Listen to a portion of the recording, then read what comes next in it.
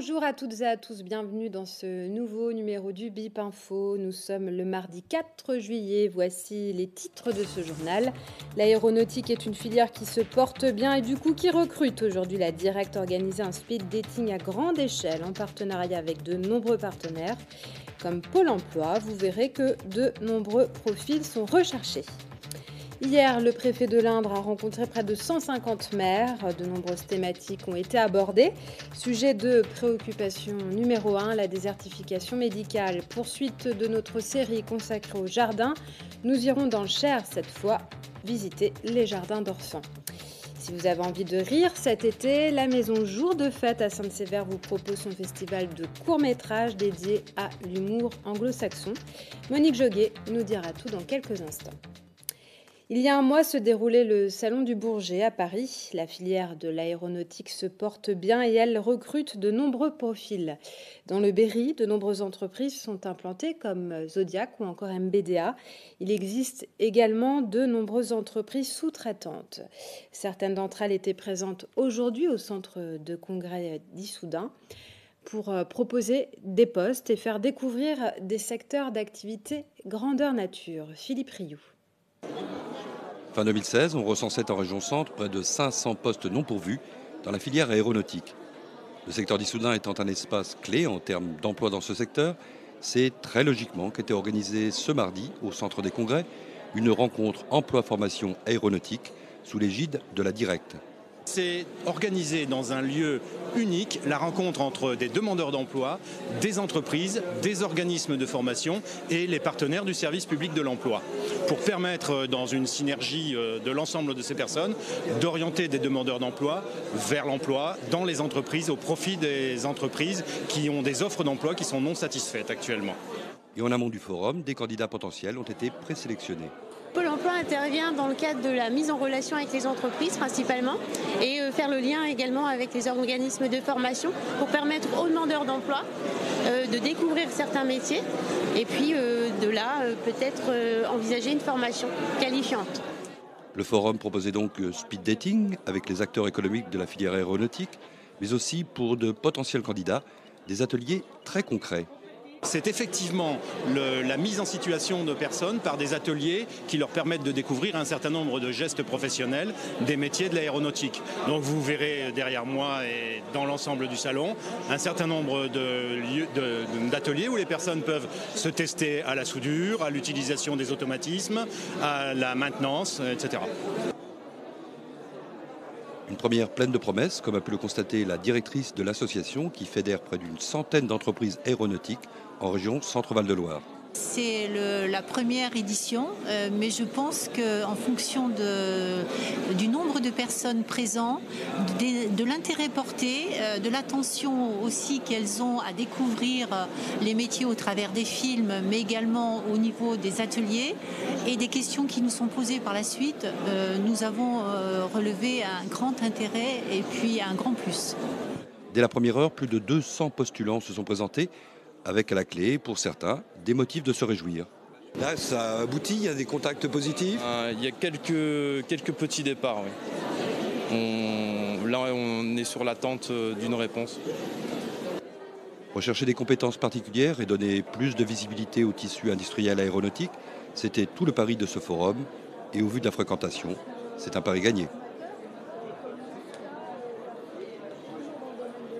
Et en parlant d'emploi, à l'occasion de rappeler les chiffres intérimaires, en région Centre, Val-de-Loire, ils sont en nette augmentation avec en moyenne 8,5%, excepté dans l'Indre, Prisme Emploi calculé une baisse de 10%.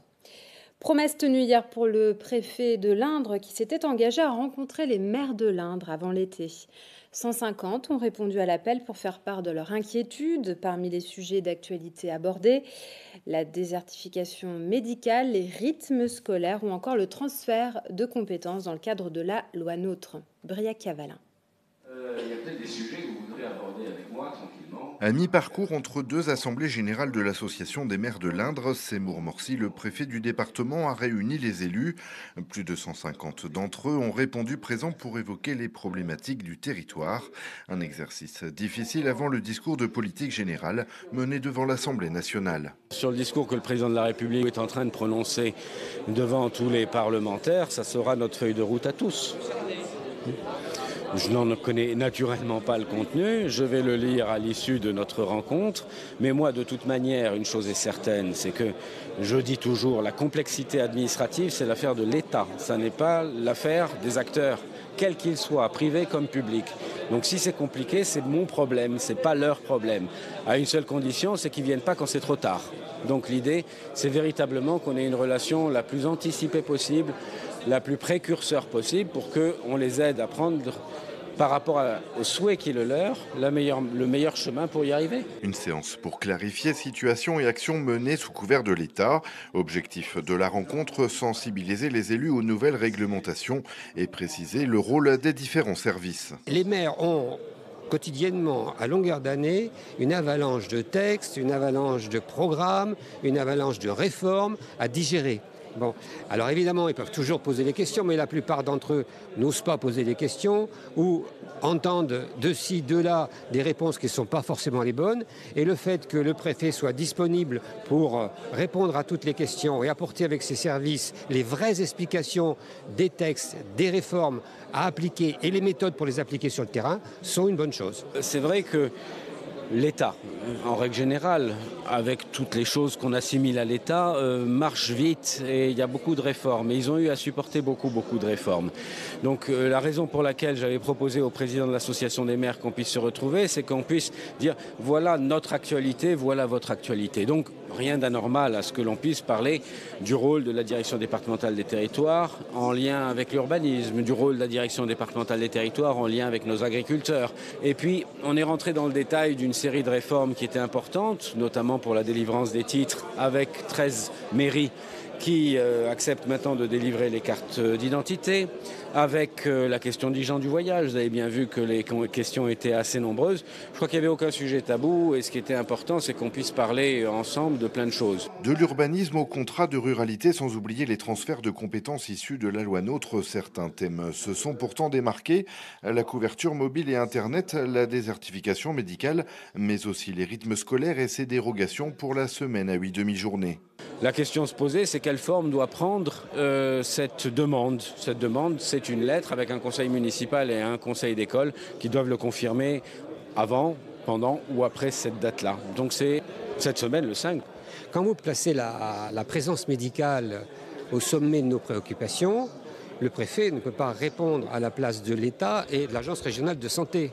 Ce n'est pas sa compétence. Il peut être facilitateur dans les discussions. Nous, le conseil départemental, on peut être financeur pour aider à des installations, mais la politique en elle-même de lutte contre la désertification et de l'implantation médicale sur un territoire, c'est la compétence de l'État et elle est déclinée par les agences régionales de santé. Donc sur ce genre de questions-là, le préfet peut répondre, mais ne peut pas prendre la responsabilité de traiter les problèmes directement. Ce rôle de soutien local de la préfecture, c'est pourtant vraisemblablement celui auquel les élus ont fait appel hier.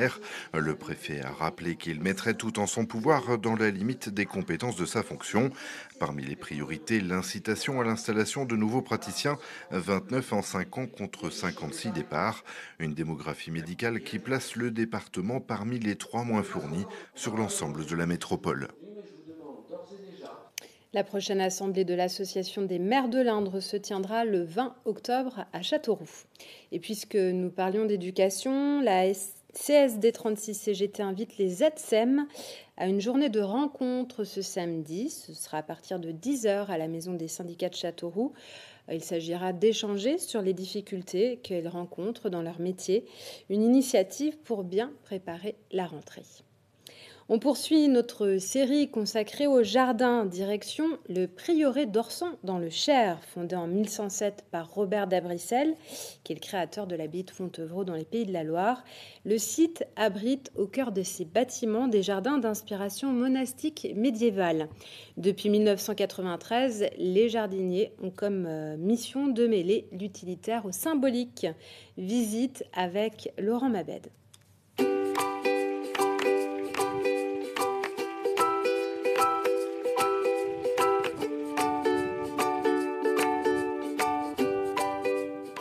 À l'origine, les jardins monastiques avaient pour vocation de nourrir aussi bien le corps que l'esprit. Les moines y cultivaient les simples, des plantes médicinales pour guérir les malades, mais on y trouvait également un potager et des arbres fruitiers. Ici, à Notre-Dame d'Orsan, un ancien monastère situé dans le Cher, entre Lignières et Le Châtelet, on renoue avec cette tradition depuis quelques années. Une véritable renaissance après des décennies d'abandon. C'est un prieuré du XIIe siècle qui a eu son moment de gloire jusqu'au XVe siècle. Et après, pendant la Révolution française, a perdu ses religieuses, ses moines, et c'est devenu une ferme. Heureusement, il y a un couple, Sonia et Patrick Tarevella, qui ont redécouvert le prieuré d'Orsan. Et ils ont créé ce jardin dans lequel on se trouve aujourd'hui. Et puis quelques années plus tard, il y a Gilles Gaillot qui est venu les porter main fort. Et c'est lui qui a planté avec son équipe le jardin que vous voyez là.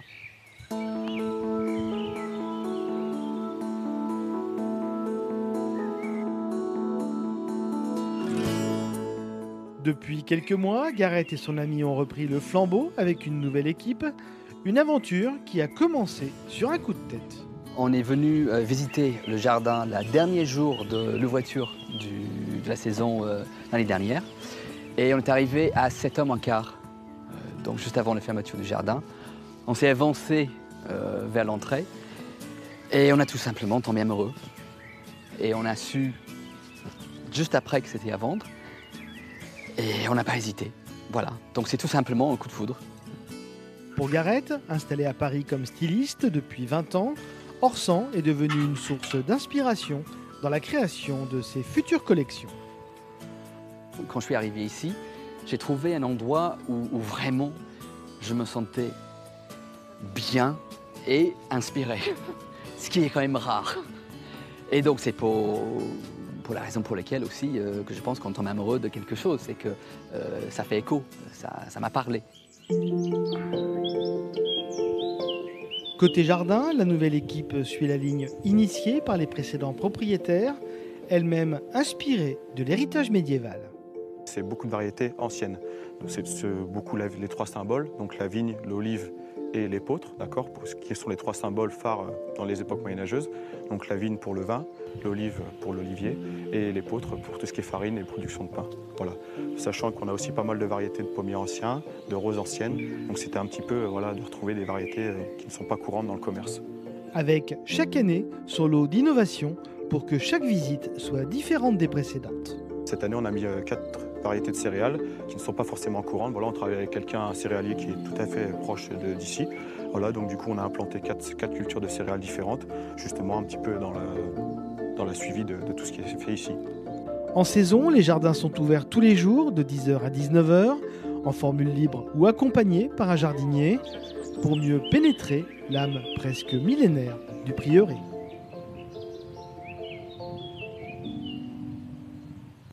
L'association Tati en Fête, basée à Sainte-Sévère, organise son festival de court-métrage d'humour du 3 au 6 août prochain.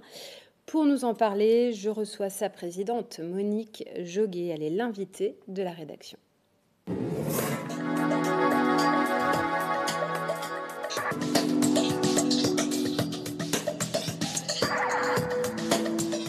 Monique Joguet, bonjour. Bonjour. Ravie de vous accueillir à Bip TV. Moi aussi, ravie. Donc, on va parler du festival de cinéma qui a lieu tous les ans donc, à Sainte-Sévère. Donc, ça va commencer le 3 août jusqu'au 6. C'est ça. Et c'est la 11e édition de ce festival de court-métrage d'humour. Voilà, c'est ça. Avec 4 journées. 4 journées, c'est la première année où on a 4 journées consécutives. 2 lieux différents ? 2 lieux différents. On commence par la Châtre, comme tous les ans, au cinéma Luxe.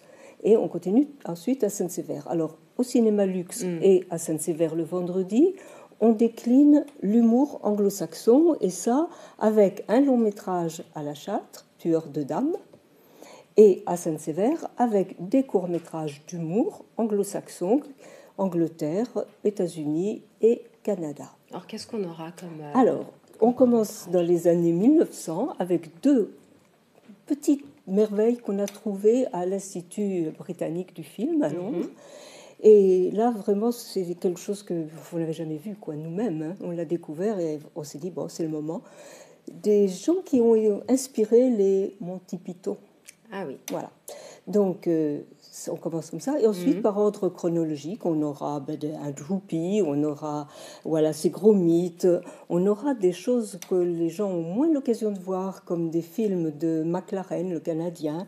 On a aussi, je l'ai dit, ces gros mythes, mais également un extrait. Alors ça aussi, c'est assez curieux. Un extrait d'un long métrage des Monty Python, Monty Python, comme ils se disent. Et là, ce court extrait, ils voulaient l'intégrer dans le long métrage Le sens de la vie, n'ont pas réussi et l'ont laissé en dehors. Et donc, c'est iconoclaste comme ce qu'ils font, mais tout à fait visible par tout le monde. Hein. C'est amusant et c'est intéressant. Très bien. Voilà. Et puis, le Canada, qui travaille beaucoup, avec qui on travaille beaucoup, et qui nous a envoyé cette année 5 films à peu près, des films d'animation. Ils sont très pointus. Et voilà, c'est facile de trouver des bonnes choses chez eux. Et le samedi, alors, il y aura d'autres animations. Le samedi, on a déjà décidé de fêter à notre manière les 70 ans du tournage de Jour de fête à Saint-Sever, qu'on a célébré au mois d'avril. Qui s'est bien passé. Mais, bien sûr, mais alors on continue en disant on va faire 2 événements supplémentaires qui seront entrée libre, gratuits pour le public. L'un sérieux et l'autre plus festif. Alors, l'événement plus sérieux, c'est une conférence sur le thème Tati et le burlesque par un spécialiste qui vient de La Réunion. Alors, je dois bien dire, pas pour nous, il sera en métropole, mais on a la chance qu'il soit en métropole et il viendra donc parler de ce thème Tati et le burlesque. Et à partir de 17h, les frères Scopitone, dans leur caravane, interpréteront pour nous des chansons liées au cinéma ou joueront des airs de films. D'accord. Voilà. Ensuite, on reprend à 21h30, sous la halle, les projections de courts-métrages contemporains, toujours pour rester fidèles au souhait de Tati, défendre les courts-métrages. Ouais. Alors nous, on a choisi l'humour pour être dans la lignée de Tati. Et là, c'est surtout avec l'agence du court-métrage qu'on a travaillé. Et on a une dizaine de films contemporains où on alterne fiction, animation, et je pense aussi là qu'on peut satisfaire un public varié. Ce programme sera repris comme tous les ans le lendemain dimanche à 10h dans la grange de la maison de jour de fête, parce qu'il y a des gens qui préfèrent venir le matin plutôt que le soir, à 21h30. Les habitudes voilà. Des gens. Voilà. Donc les animations de 16h, 17h30 à 20h sont gratuites. Voilà, c'est ça. Voilà. Et puis pour les courts-métrages, eh bien, ce tarif est de 4 €. Oui, c'est ça. Alors, à l'achat, c'est le tarif réduit normal de l'achat, c'est-à-dire 6 €. Et pour nous, c'est 4 € les projections du samedi et du vendredi. D'accord. Est-ce que il est conseillé, préférable de réserver à l'avance, Alors, Monique ? Oui, on a constaté, surtout pour le samedi, qu'il y a un certain engouement et qu'il vaut mieux réserver. Alors, les réservations peuvent se faire auprès de l'Office de tourisme de La Châtre ou à la maison de jour de fête. Alors, à l'Office de tourisme de La Châtre, je donne le numéro de téléphone. C'est le 02 54 48 22 64.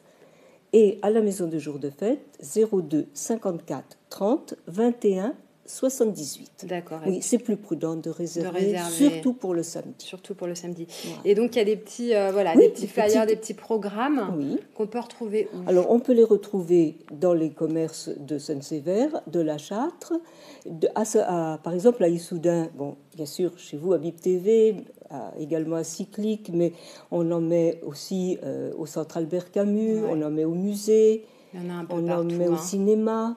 C'est une manifestation qui fonctionne bien l'été ? Oui, vraiment, vraiment. On est satisfait. Vous êtes content. Parce que la halle contient, on va dire 240 places. On a une tribune supplémentaire, mais on ne peut pas accueillir plus. Et les gens tiennent vraiment à ce que ce soit sous la halle, parce que c'est un lieu qui a un certain charme à la nuit tombée.